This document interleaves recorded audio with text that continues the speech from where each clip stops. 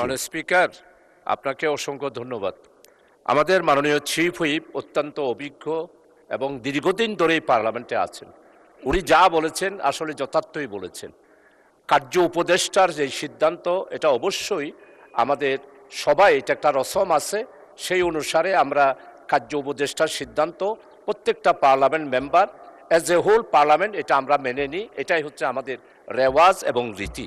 মাননীয় chief whip যেটা বলেছেন সত্যিই বলেছেন, তবে আমাদের আজকে যেভাবে ক্লারিফিকেশনটা দেওয়া হয়েছে, এই বিষয়টা যদি 2 দিন আগে পার্লামেন্টে যদি কার্য উপদেষ্টার এই বিষয়গুলি দেওয়া হতো, তাহলে আমরা বিলের আপত্তির ব্যাপারে এইভাবে দাঁড়িয়ে দাঁড়িয়ে আপনাদের কাছ থেকে সময় চেতাম না।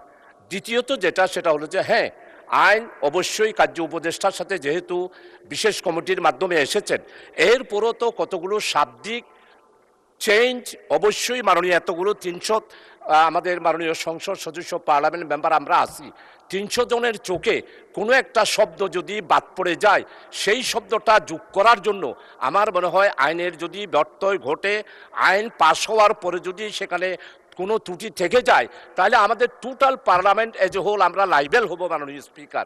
এই জন্যেই আমি আপনার কাছে সবিনয় অনুরোধ করছি, আপনি যদি বিলটা পাস হবে, আমরা সকাল বিকাল করব, কার্য উপদেষ্টার যেটা সিদ্ধান্ত সেটা রেওয়াজ অনুসারে আমরা মানব। তারপরও বিল পাস হওয়ার সময় আমাদের সংসদ সদস্যদেরকে, মাননীয় আমরা যারা আছি তাদেরকে একটু সময় দিলে, তাহলে শব্দগুলা কমপক্ষে, যেমন আমি ভূমির ব্যাপারে আপত্তি দিয়েছি, একটু 1 মিনিট হলে ওই আমার চোখে যেটা অশুদ্ধ হয়েছে সেটা শুদ্ধ হয়ে যেত। এই বিষয়টা আপনার কাছে সবিনয়ে পেশ করছি মাননীয় স্পিকার। আপনাকে অসংখ্য ধন্যবাদ। চিফ হুইপকে আজকে এটা আমাদেরকে অভিহিত করার কারণে আমরা অভিহিত হলাম, এবং সেই অনুসারে আগামী দিনে বিল পাশের ব্যাপারে আমরা যথার্থ ভূমিকা 300 পার্লামেন্ট মেম্বার আমরা সবাই রাখবো। মাননীয় স্পিকার, আপনাকে অসংখ্য ধন্যবাদ। ধন্যবাদ মাননীয় সদস্য।